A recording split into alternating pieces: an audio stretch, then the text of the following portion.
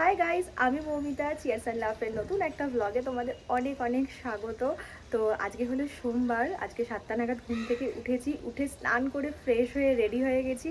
কারণ আজকে আমি যাব কলকাতার ভূতনাথ মন্দিরে। তো যারা জানো না তাদের বলে দিই, ভূতনাথ মন্দির হলো শিব ঠাকুরের মন্দির।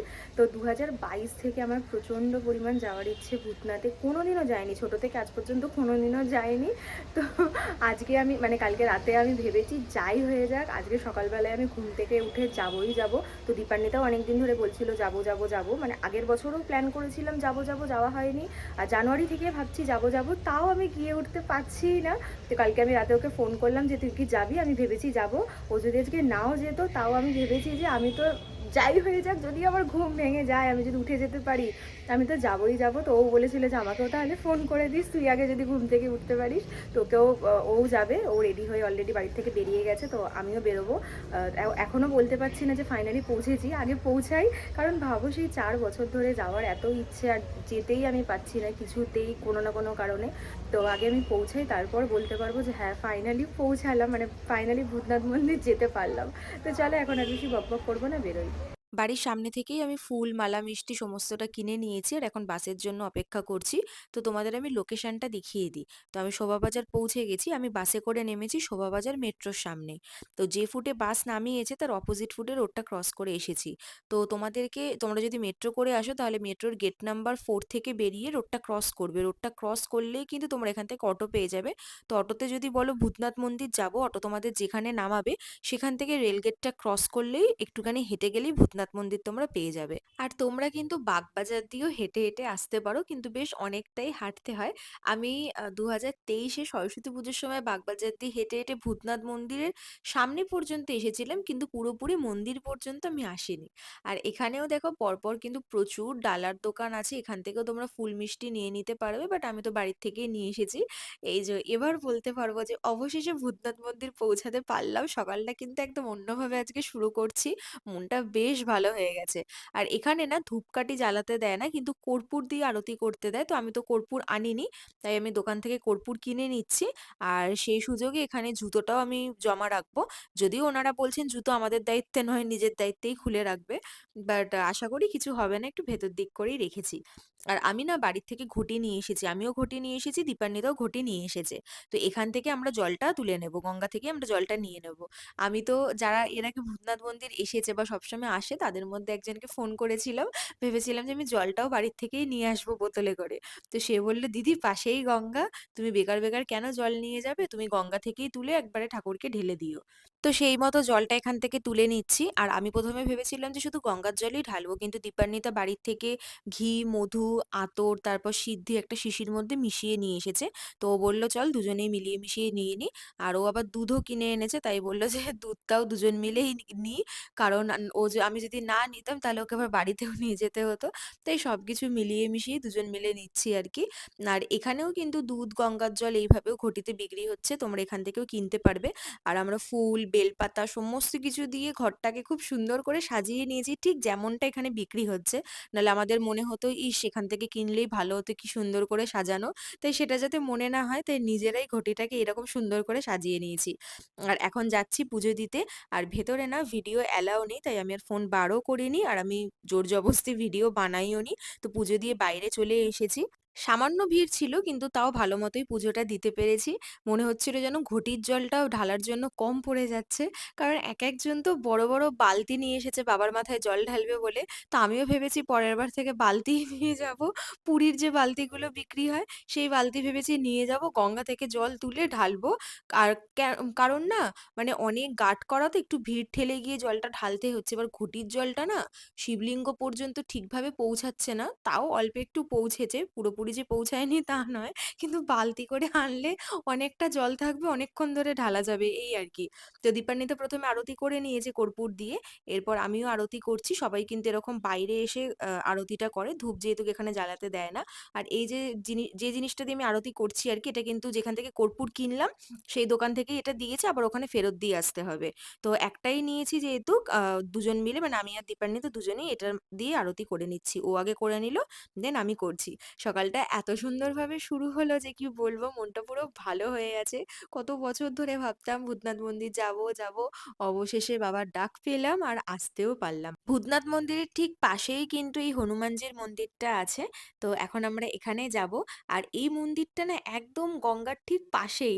আর ঠান্ডা একটা হাওয়া দিচ্ছে আর পরিবেশটা এত ভালো লাগছে যে কি বলবো, ১ম বার এসছি তো।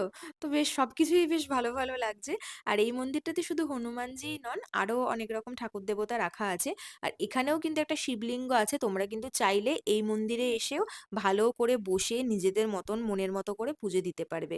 তো ভূতনাথ মন্দিরে জল ঢালা হয়ে গেল, এই মন্দিরেও ঘোরা হয়ে গেল। এবার আবার আমি এসেছি গঙ্গার পাড়ে। এখান থেকে জল নিয়ে এখন আমরা যাবো মোটা বাবার মন্দিরে। এই ভূতনাথ মন্দিরের আশেপাশেই কিন্তু মোটা বাবার মন্দির আছে। তো যখন আসবো, আসবো বলতাম, সবাইকে বলতাম যে আমার না ভূতনাথ মন্দির যাওয়ার খুব ইচ্ছে। তো তখনই সবাই বলতো ভূতনাথ মন্দির গেলে মোটা বাবার মন্দিরেও ঘুরে যাবি। আর আগের বছর শ্রাবণ মাসে এই মোটা বাবার মন্দিরের একটা ভিডিও দেখেছিলাম। এত ভালো লাগছিল, মনে হচ্ছিল যে কবে যাবো, কবে যাবো। তো দেখো এটা হচ্ছে মোটা বাবার মন্দির। কত বড় শিবলিঙ্গটা। সবাই সিঁড়ি মানে সাইডে সিঁড়ি করা আছে। সিঁড়ি দিয়ে উঠে, উঠে কিন্তু জল ঢালতে হচ্ছে। তো ১ম এ দীপান্বিতা গেছে। আমি বললাম, "তুই যা, আলাদা, আলাদা ভাবেই যাই। নাহলে কেউই কারোর ভিডিওটা বানাতে পারবো না। যতটা সম্ভব হচ্ছে দূর থেকে ভিডিও বানাবো।" তো এই যে ১ম বার দীপান্বিতা গেছে। দীপান্বিতার হয়ে গেলে তারপর আমি যাবো জল ঢালতে। আমরা গঙ্গা থেকে জল তুলে হেঁটে, হেঁটে মোটা বাবার মন্দিরের দিকে এসেছি। একটুখানি ভূতনাথ মন্দির থেকে একটুখানি, বেশি দূরে নয়। তো আমি ১ম বার জল ঢালতে গেছিলাম কিন্তু একটি লোকের কারণে এমনভাবে লোকটা ধাক্কা মারল যে পুরো ঘটি উল্টে জল ফলগুলো পড়ে গেল। তো তোমরা না যদি আসো তাহলে এরকম জরুরি নয় যে গঙ্গা থেকেই জলটা তুলে আনতে হবে। এখানে এসে দেখলাম একটা ড্রাম আছে আর ড্রামের মধ্যে একটা পাইপ দিয়ে কিন্তু গঙ্গার সাথেই কানেক্ট করা আছে। তো গঙ্গার জলটা ডিরেক্ট ওই ড্রামটার মধ্যে ভরছে। আর সেখান থেকেই কিন্তু সবাই জল তুলে, তুলে দিচ্ছে। তো আমি যখন নেক্সট টাইম জল ঢালতে গেলাম, তো আমি কিন্তু ওই ড্রাম থেকেই জলটা তুলে গেলাম। তো ওই যে বললাম ঘটির জলটা সেই কমই পড়ে যাচ্ছে। এর পরের বার এলে না আমি সত্যি, সত্যি ওরকম বালতিই নিয়ে আসবো, বালতি করেই জল ঢালবো। তো মন ভরে মনের মতো করে পুজো দিয়েছি। তো টাইমিংটা বলে দিই, দুপুর ১২টা পর্যন্ত বলল খোলা থাকে, আবার নাকি বিকেল ৪টেয় মন্দির ওপেন হয়। কালকে না ফোনের চার্জ শেষ হয়ে গেছিলো, তাই আর ভিডিওটা এন্ড করা হয়নি। তো ভিডিওটা আবার পরের দিন সন্ধ্যেবেলায় এন্ড করছি। আর সন্ধ্যে হলেই না ভীষণ চটপটা কিছু খেতে ইচ্ছা করে। আর কয়েক মাস আগে চিপস, কুরকুরে সব কিছু দিয়ে না একটা চাট মতো বানিয়েছিলাম। খেতে তো দারুণ হয়েছিল। আর রাজদীপ কিছুদিন আগে সেই ফটোটাও আবার দেখিয়েছিল। তো সেটা দেখে মানে সেদিন থেকে খুব খেতে ইচ্ছে করছিল। তো ভাবলাম তাহলে আজকেই বানাই। তো আসার সময় কুরকুরে, চিপস আর এই ভুজিয়া এইসব কিনে এনেছি। তো এখন এটা আমি মাখবো আর রাজদীপ ভিডিও বানাবো। চলো।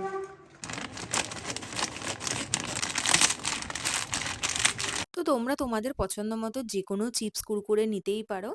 তো আমি ১ প্যাকেট লেস দিলাম। লেস আর কুরকুরে এগুলো না একটু হালকা করে গুঁড়ো করে নিচ্ছি প্যাকেটের মধ্যে। আর তারপরে দিয়ে দিলাম প্রভুজির এই গাঁটিয়া ভাজা। আমি না গাঁটিয়া কিনতে চাইনি। আমি চেয়েছিলাম যে প্রভুজির ওই ঝুরি ভাজাগুলো হয় একদম সরু, সরু না, একটু টেড়ে-মেড়ে টাইপের থাকে, সেগুলো কিনতে চেয়েছিলাম। বাট ভুল করে গাঁটিয়া নিয়ে চলে এসেছি, খেয়ালও করিনি। আর তারপরে দিয়ে দিচ্ছি টমেটো কুচি, পেঁয়াজ কুচি, কাঁচা লঙ্কা কুচি। এই ৩ টে জিনিসই এনাফ। আর ধনেপাতা আর ইউজ করিনি। তোমরা যদি চাও তো ইউজ করতেই পারো, বাট আমি আর ইউজ করিনি। আর তারপর দিয়ে দিচ্ছি সামান্য একটু নুন, বিট নুন, চাট মসলা দেবো আর দেবো একটু লঙ্কার গুঁড়ো। রাজদীপ আবার আজকে বলছে একটু সর্ষের তেলও দিয়ে দে ঝাঁঝের জন্য। আমি বলছি থাক, দরকার নেই, এমনিই খা। আর তারপর দেবো হচ্ছে পাতিলেবুর রস টকটক ফ্লেভারের জন্য। আমার তো এডিট করতে গিয়েই মনে হচ্ছে আরো একবার জিভে জল চলে আসছে। তো এরপর সমস্ত কিছুকে ভালো করে মিক্স করে নিলেই রেডি আজকে চটপটা একটা চাট।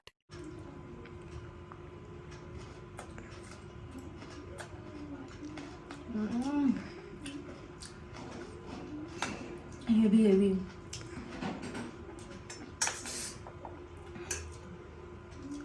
টক হয়েছে, একদম চটপটা।